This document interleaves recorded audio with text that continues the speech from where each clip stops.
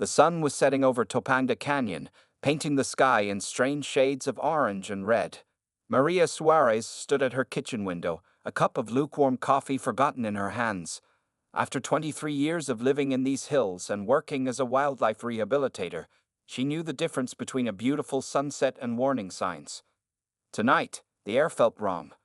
Her small house sat nestled among old oak trees, the kind that had survived countless fires before. The window offered a clear view of the canyon below, where expensive homes dotted the landscape like scattered wooden matches. Maria took another sip of her coffee and frowned at the unusual stillness. No birds were singing their evening songs. Even the crickets seemed quiet. In her garage-turned-animal sanctuary, a young coyote pup was recovering from a broken leg. Maria had found him 3 weeks ago, trapped in an abandoned construction site. The media always showed the fancy houses and swimming pools of LA, but they never showed the wild heart that still beat in these canyons. They never showed people like Maria, who dedicated their lives to keeping that heart beating. She walked to her garage, her old boots crunching on the gravel driveway.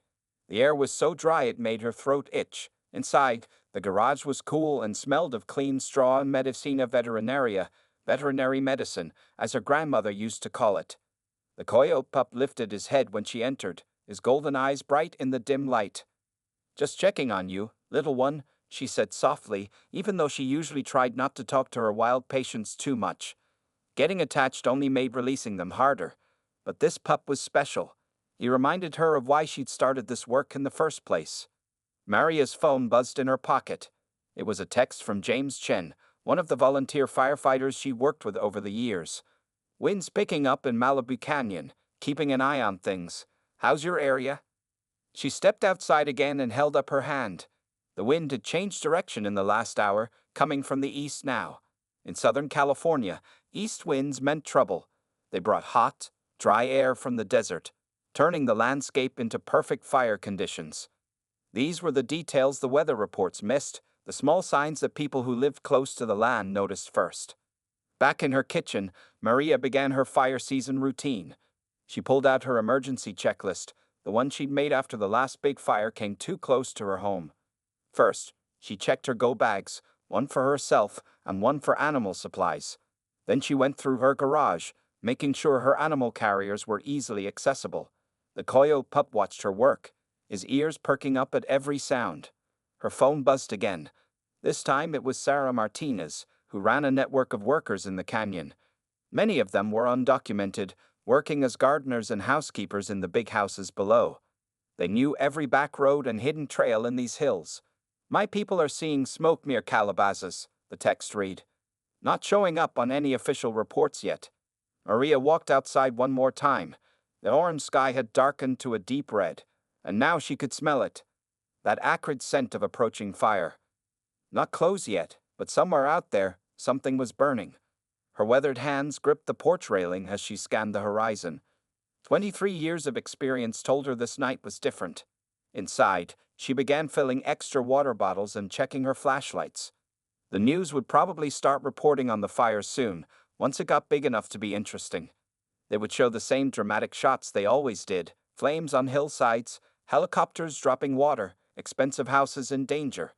But they would miss this part, these quiet moments before the chaos, when people like Maria prepared for what was coming. The coyote pup began to whimper softly in the garage. Wild animals always knew when trouble was coming. Maria checked her phone one last time before heading to comfort him.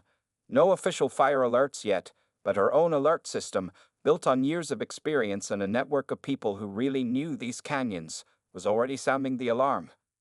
The real story of LA's wildfires, Maria thought, wasn't in the dramatic news footage or the official reports. It was here, in these overlooked moments and forgotten places, where people and animals prepared to face another night of uncertainty in the canyons they called home. James Chen wiped the sweat from his forehead as he studied the map spread across the hood of his old pickup truck. Around him, 4 other volunteer firefighters checked their equipment in the dim light of dawn. The morning sky glowed an angry red, and the sound of news helicopters buzzed overhead like giant insects. "They're up there getting their pretty pictures," James said to no one in particular. He traced a line on the map with his finger, following a dirt road that wasn't marked on most GPS systems. After 12 years as a volunteer firefighter in these canyons, he knew all the hidden paths that the official response team sometimes missed. His radio crackled. "Chen, you copy?" It was the main fire station asking for updates. "Copy," he responded, pressing the radio against his ear to hear better over the helicopter noise. "We're heading up to check on the Morgan place. Old couple refused to evacuate last night." The official response came quickly.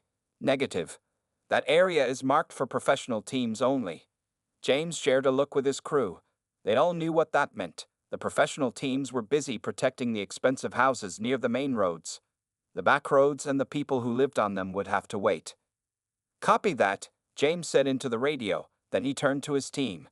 "Gear up. We're going anyway." Lisa Rodriguez, his second in command, was already pulling on her protective gear. She had worked as a house cleaner for the Morgans for 5 years. "Mrs. Morgan can barely walk," she said. "They won't make it out alone." The 5 volunteers moved with quiet efficiency, loading their truck with emergency supplies. They weren't like the professional firefighters shown on TV, with their shiny trucks and latest equipment. Their gear was older, patched up and donated, but it worked. Just like them, it got the job done without making headlines. The drive up the narrow dirt road was tense. Ash fell like gray snow, and the wind carried the smell of burning sage and chaparral. Through the trees, they could see the main firefighting effort. Helicopters dropping water on burning mansions, professional crews setting up their defensive lines. The cameras would focus there on the dramatic battle to save million-dollar homes. But James and his team turned away from that scene, deeper into the maze of unpaved roads where the forgotten residents of the canyon lived. These were the places where retired teachers, artists, and working-class families had settled decades ago, before Malibu became a symbol of wealth. They found the Morgan house wrapped in a thick blanket of smoke. Mr. Morgan stood on his porch with a garden hose, stubbornly spraying water on his roof. His wife sat in her wheelchair just inside the door, clutching a photo album to her chest. "We're not leaving," Mr. Morgan shouted as soon as he saw them. "This is our home." James stepped forward, removing his helmet so the old man could see his face. "Mr. Morgan, remember me? I helped fix your generator last winter." He spoke calmly, even as he noticed the fire's glow getting brighter through the trees. "We're not here to force you out. We're here to help you protect your home." It was a small lie. They'd absolutely planned to evacuate the couple. But first, they needed to build trust. While James talked to Mr. Morgan, Lisa went inside to check on Mrs. Morgan. The rest of the team began setting up portable water pumps and clearing brush from around the house. 20 minutes later, when the wall of flames became visible through the canyon, Mr. Morgan finally agreed to leave. The team worked quickly, helping Mrs. Morgan into their truck, packing the photo albums and important papers, making sure the couple's cats were safely in their carriers. As they drove away, James watched in his rearview mirror as the fire crowned in the trees behind them. Tomorrow, this rescue wouldn't make the news. The cameras would show statistics: acres burned, homes destroyed, dollars in damage. They wouldn't show the quiet moments of trust built between neighbors, the small acts of courage that happened away from the spotlight. His radio crackled again. Another elderly resident needed help, further up the canyon. James looked at his team, saw the determination in their tired faces, and turned the truck onto another unmarked road. The day was just beginning, and there were more stories to save that the world would never see. Sarah Martinez sat in a folding chair beneath the rumbling 101 freeway, surrounded by old road maps and 3 smartphones that never stopped buzzing. The makeshift command center wasn't much, just a card table, some chairs, and a battery-powered lamp. But it was safe from prying eyes.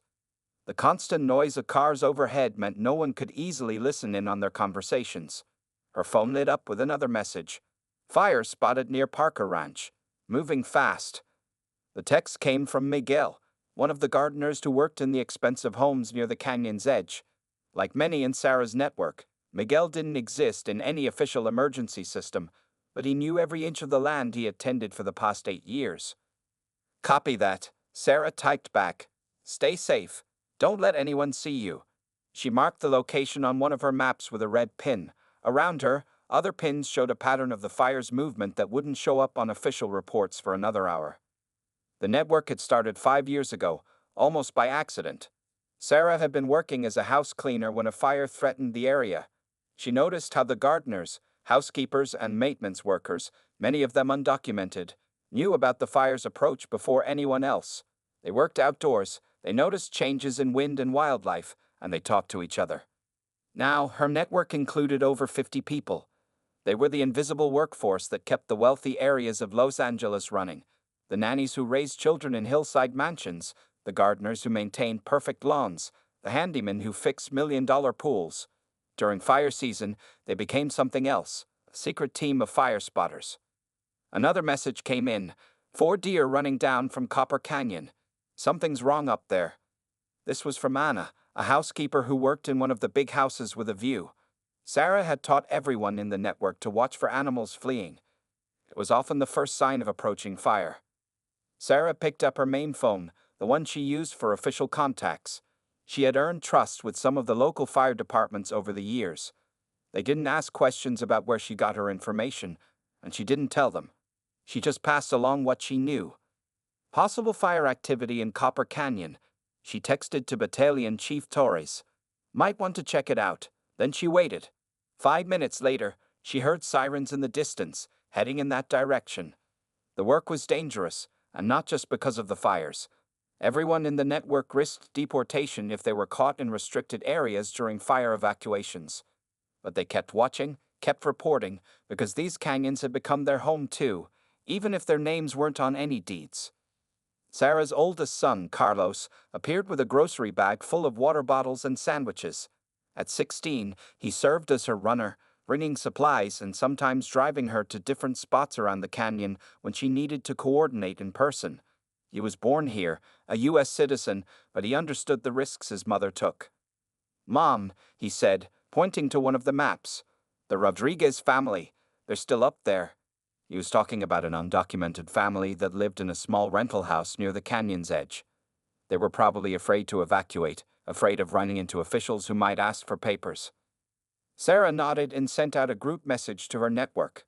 "Need eyes on Rodriguez family. Anyone close?" Several replies came quickly. 2 gardeners were already heading that way, planning to help the family evacuate through back roads they had mapped out long ago. This was the real story of Los Angeles during fire season. They didn't network of people who protected each other when official systems couldn't or wouldn't help. Sarah watched as more messages came in, each one marking another small act of courage that would never make the evening news. A siren wailed in the distance, and Sarah checked her phones again. Above her, the freeway continued its endless rumble, hiding her little command center from the world. On her maps, red pins marked the fire's path, telling a story that only those who lived in the shadows could see. "Western Edge is moving," came another text. "Tell Maria to be ready." Sarah reached for her phone, preparing to warn the wildlife rehabilitator. The day was far from over, and in the hidden corners of Los Angeles, her network of invisible heroes continued their work, saving lives that would never be counted in any official record. The afternoon sun disappeared behind thick smoke as Maria's garage sanctuary transformed into an emergency wildlife shelter. The injured coyote pup now had company: 2 baby rabbits rescued from a burning field, a red-tailed hawk with singed feathers, and a box of baby squirrels that someone had found in a fallen tree. "Easy now, little ones," Maria whispered as she checked on her patients. Her phone kept buzzing with messages from other rescuers. More animals were coming. The fire had forced wildlife from their homes, pushing them into dangerous encounters with the human world. A truck pulled up outside, tires crunching on gravel. Dr. Emily Wong, a local veterinarian, jumped out carrying medical supplies. She had closed her clinic in the valley to help with the emergency. Behind her truck came 3 more vehicles: ranch handlers with horse trailers, sanctuary workers with animal carriers, and volunteers with boxes of supplies. "The news says the fire is moving west," Dr. Wong said, pulling on medical gloves. "But Sarah's network reports it's also moving north. We need to be ready." She didn't need to explain who Sarah was. Everyone in the animal rescue community knew about the hidden network of workers who provided the most reliable fire updates. Maria nodded, making space on her work table. "How many more are coming?" "The Henderson Ranch is evacuating 30 horses," Dr. Wong replied, unpacking bandages and burn treatments. "They'll pass through here on their way to the coast, and the wildlife sanctuary in Topanga needs help moving their bigger animals. Mountain lions, wolves, bears. This was the part of fire season that news cameras never captured. While reporters focused on burning buildings and firefighting aircraft, a secret network of animal rescuers worked around the clock. They moved creatures big and small along hidden routes, turning places like Maria's sanctuary into emergency waypoints. A loud bang made them all jump. The hawk had knocked over its cage, frightened by the growing sounds of the fire. Maria rushed to calm it, speaking softly in Spanish like her grandmother had taught her. The bird's wild eyes slowly settled as she covered its cage with a dark cloth. Maria, a voice called from outside. It was Tom Henderson, the ranch owner, looking worried. "We got the horses, but there's a problem. The main road's blocked by fire trucks. We need another route." Maria grabbed her old map of the canyon, the one marked with trails that didn't appear on any official maps. These were the paths that native tribes had once used, that smugglers had later followed, and that wildlife still used today. She had learned them all during her years of tracking and rescuing animals. "Here," she said, tracing a line with her finger. "There's an old fire road behind the Johnson property. It's rough, but your trailers can make it if you go slow." As Tom rushed back to his horses, more vehicles arrived. The sanctuary workers brought 3 wolf-dog hybrids that needed temporary shelter. A group of volunteers arrived with boxes of injured birds they'd found near the fire line. Each arrival brought new challenges, but also new helpers. Maria's small garage became a hub of activity. Dr. Wong set up a triage area under a canopy outside. Volunteers organized supplies and prepared transport carriers. Someone brought water and sandwiches. The animals kept coming, scared, injured, but alive. Through it all, Maria kept checking her phone for updates from Sarah's network. The fire was changing direction again. They would need to move some of the animals soon. She looked at the coyote pup, now hiding in the back of his cage. He seemed to understand that something big was happening. "We're going to move you somewhere safer," she told him softly. "All of you." She turned to address the volunteers, raising her voice above the noise of activity. "The next wave is coming in 30 minutes. We need the north side clear for the big trailers." Outside, the sky had turned a deep orange. Ash fell like dirty snow. The sound of helicopters mixed with the calls of frightened animals. But here, in this makeshift shelter, a different kind of emergency response was taking place. No cameras recorded their work, no reporters told their stories, but they kept going, saving one animal at a time. Maria checked her supplies one more time. The day was far from over, and somewhere in these burning hills, more animals needed help. This was the real story of LA's wildfires, not just about saving buildings, but about protecting all the lives that called these canyons home. As the fire line pushed through the canyon, it revealed secrets that the glossy travel magazines never showed. Behind the burning million-dollar homes and evacuated celebrity mansions, first responders discovered a different Los Angeles, one made of hidden camps and makeshift shelters where the city's invisible workforce made their homes. James Chen and his volunteer fire crew found the first camp while checking a remote area behind an abandoned plant nursery. 6 small tents and a shared cooking area, now empty as their residents fled the flames. Personal belongings scattered in the rush to escape, work boots, uniforms from local restaurants, photos of children left behind in other countries. "They've been living here all along," Lisa Rodriguez said softly, picking up a child's homework assignment from the ground. The paper was from the local elementary school, but the address listed was fake. Now they understood why some of their emergency alerts never reached everyone in the canyon. The fire had become a cruel spotlight, illuminating the hidden truth about who really kept Los Angeles running. The gardeners who maintained the perfect lawns of Bel Air, the nannies who raised children in Pacific Palisades, the kitchen workers who cooked in Malibu's finest restaurants. Many of them lived here, in the shadows of the mansions they served. Sarah Martinez's phone wouldn't stop ringing. Her network of undocumented workers, usually focused on tracking the fire, now had a different mission. People needed help evacuating these hidden communities, but they were afraid to use official evacuation routes. They couldn't risk running into authorities who might ask for papers. "There's a camp near Parker Creek," one message read. "At least 20 people. They're afraid to move." Sarah coordinated with James, sharing locations of camps that needed immediate help. The volunteer firefighters became a rescue team, helping people who officially didn't exist. Maria Suarez saw it too, from her wildlife sanctuary that had become an emergency shelter. not just for animals now, but for people too. A group of housekeepers had arrived, seeking shelter after their camp near the ridge was destroyed. They sat quietly in her kitchen, watching the news coverage that focused on the expensive homes while ignoring their loss. "Mi casa es tu casa," Maria told them, bringing out coffee and blankets. She understood what it meant to live in the spaces between official maps. Her own parents had once lived like this, working and hiding until they could get their papers. Now, decades later, the pattern continued. The fire revealed more with each passing hour. Behind a row of luxury estates, James's team found an entire community living in converted shipping containers. They had built a hidden neighborhood complete with a shared garden and a makeshift chapel.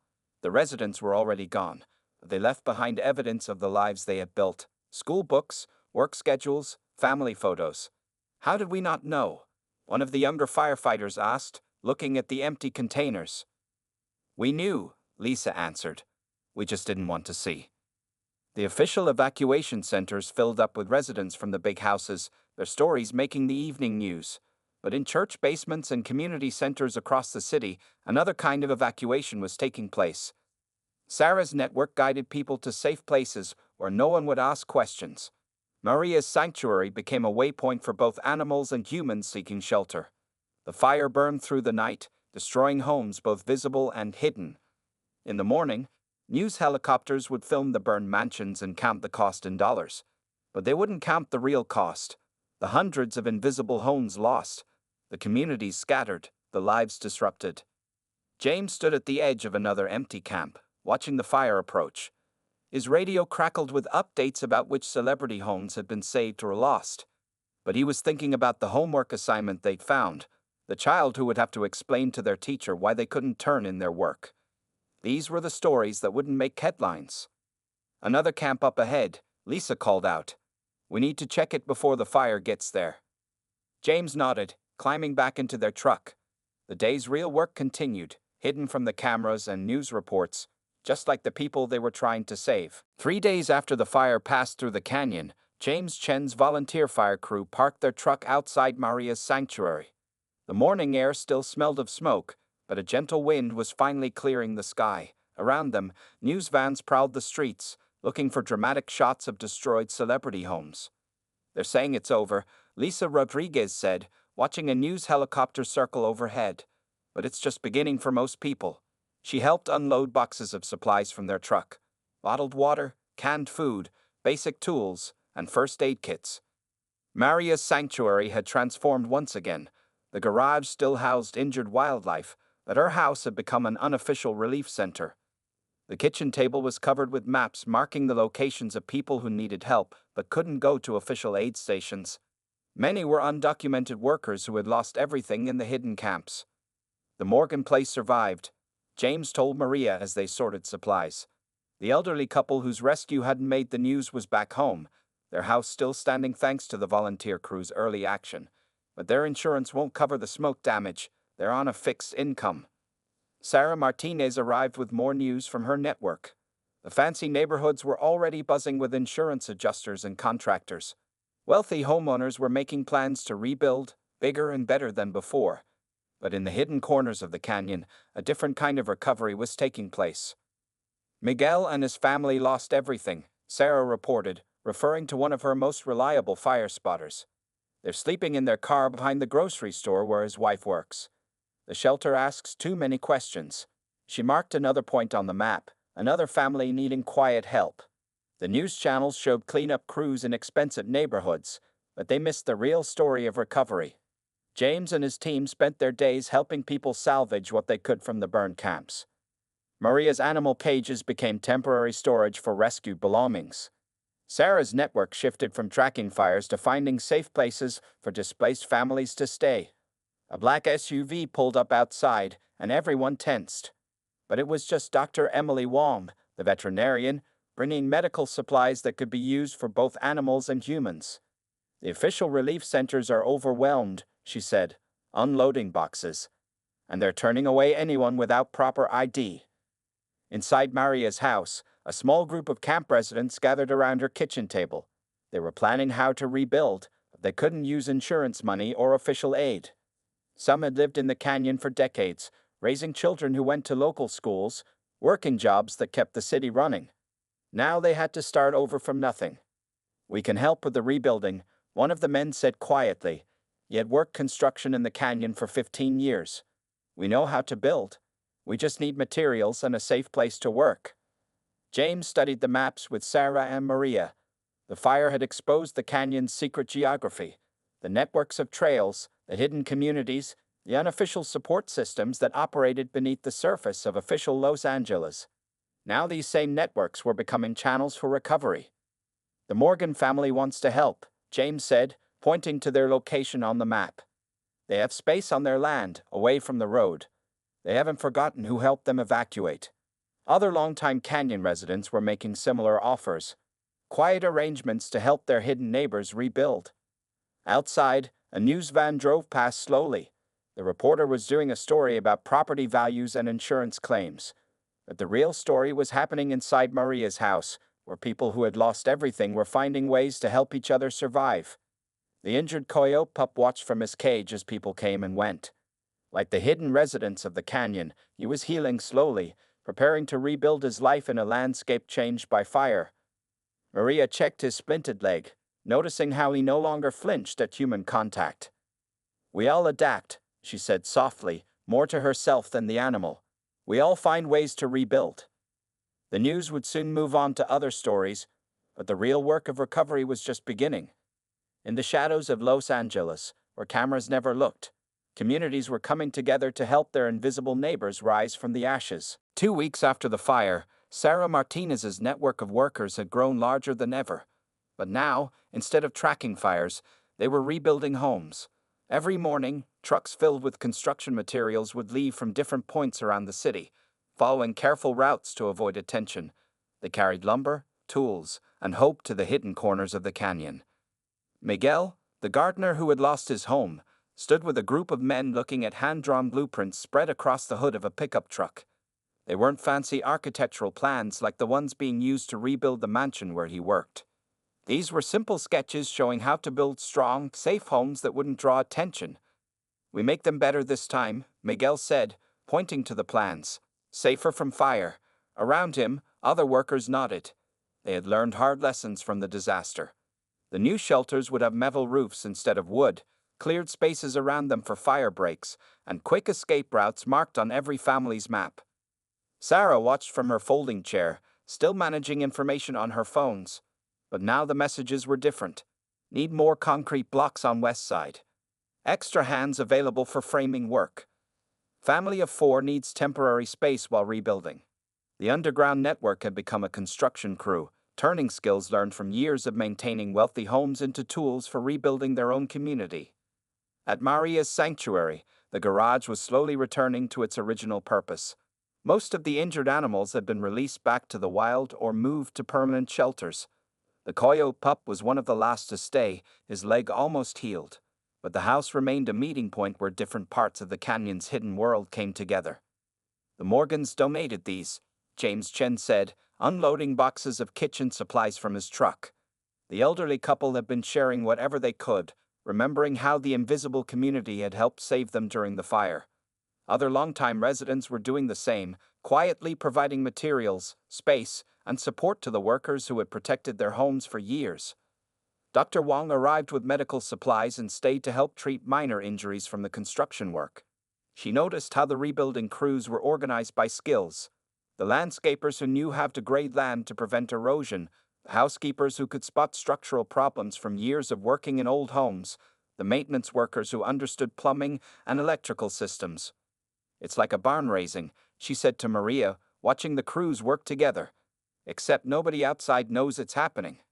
The official rebuilding process in the wealthy neighborhoods was slow, tied up in permits and insurance claims. But in the hidden camps, work moved quickly and quietly. When building inspectors or news crews came to the canyon, lookouts would spread the word. Tools would disappear, workers would melt away into the brush, and the secret construction sites would look like abandoned lots. One morning, Lisa Rodriguez from James's fire crew brought an unexpected visitor, an architect who had lost his own home in the fire. He had noticed the hidden rebuilding work and wanted to help. Now he sat with Miguel and the other workers, teaching them better building techniques while learning from their knowledge of the land. The real strength of these buildings isn't in the walls, the architect said, studying their work. It's in how you've adapted them to the canyon. You understand this land better than any formal plans I've seen. Sarah's phone buzzed with a new message. A family that had been sleeping in their car had finally found a safe place to stay while their new home was being built. The message included a photo of their children doing homework at a real table for the first time since the fire. These small victories weren't the kind that made headlines, but they kept the invisible community going. As sunset approached, Maria walked out to check on the coyote pup. His leg was strong enough now that he paced restlessly in his cage. Soon he would return to the wild, to a canyon that was slowly healing. Like the hidden community around them, he had survived not through official help, but through the quiet support of those who understood his world. The sound of hammers and saws continued until dark. Another day of rebuilding was ending. Another small piece of the hidden Los Angeles was coming back to life. The news cameras had long since moved on to other stories, missing the most important part of the canyon's recovery. The way a community could rebuild itself, one quiet act of courage at a time. A new dawn. 6 months after the fire, Maria Suarez stood in her backyard, watching the spring sunrise paint the canyon in soft gold. New growth covered the burned hillsides, bright green shoots pushing through blackened earth. Nature was healing, and so were the canyon's communities, both visible and hidden. Her phone buzzed with a message from Sarah's network. Coyote spotted near Parker Creek. Looks healthy, moving well. Maria smiled, knowing it was probably the pup she had released 2 months ago. His injured leg had healed straight and strong, like the community that had helped save him. The garage sanctuary had changed. No longer just a place for injured wildlife, it had become something more. Today, folding chairs were set up inside for one of James Chen's weekly emergency preparedness workshops. People from all parts of the canyon would come, wealthy homeowners and hidden workers sitting side by side, learning from each other's experiences. The next fire season will be different, James told Maria as he arrived early to set up. We're better prepared now. His volunteer fire crew had grown, adding new members from the hidden communities. They had their own radio system now, donated by grateful residents who had learned the value of the unofficial warning network. Sarah Martinez pulled up in her old car, carrying maps and phones as always. But these weren't just fire tracking maps anymore. They showed the canyon's new geography, the rebuilt communities, the emergency supply caches, the safe routes that everyone now knew about. The hidden and visible worlds of Los Angeles had begun to merge, at least in this small corner of the city. Miguel's daughter got into college, Sarah announced proudly. The gardener who had lost everything in the fire had rebuilt more than just his home. The community that came together during the recovery had created a scholarship fund for the children of undocumented workers. She's going to study environmental science, wants to work on fire prevention. Inside Maria's house, Dr. Wong was setting up a small medical clinic. Once a month, she provided checkups for families who couldn't go to regular doctors. The elderly Morgans often came too, finding it easier than traveling to the city. The same hands that had helped save their lives during the fire now helped keep them healthy. Remember when this was just your quiet little animal hospital? Lisa Rodriguez asked Maria, helping to organize supplies. The two women laughed, but they both knew the changes had made their communities stronger. The fire had burned away the invisible walls between neighbors, revealing the truth that they all depended on each other. Outside, a group of workers was building new storage sheds behind Maria's garage. They were designed to look like ordinary outbuildings, but inside they would hold emergency supplies, tools, and temporary shelter materials. The architect who had helped with the rebuilding now volunteered his skills to make sure every new structure was both safe and unobtrusive. A familiar sound made Maria look up. The coyote pup, now fully grown, stood at the edge of her property. He wasn't alone. A female coyote stood beside him, and behind them, 2 small pups played in the morning sun. Like the hidden community, he had not just survived but had built something new from the ashes. The workshop participants began arriving. Gardeners and housekeepers, firefighters and homeowners, doctors and day laborers. They greeted each other by name now, sharing news about rebuilding projects and family milestones. Children played together in Maria's yard while their parents learned about fire safety and emergency response. This is the real Los Angeles, Sarah said softly, watching the gathering.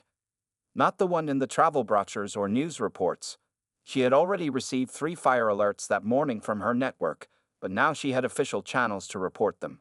Some of her workers had even been hired as consultants by local fire departments, their knowledge of the land finally recognized and valued. Maria looked around at her transformed sanctuary. The injured animals would always have a home here, but now they shared the space with something larger, a community that had learned to take care of all its members, whether they lived in mansions or makeshift homes. The morning sun climbed higher, warming the new growth on the burned hillsides. Another fire season would come, but this time they would face it together, their strength built not from official plans or fancy equipment, but from the bonds forged in the hardest moments. This was the story the cameras had missed. How a disaster had revealed the true heart of a city, beating strongest in the shadows where nobody thought to look.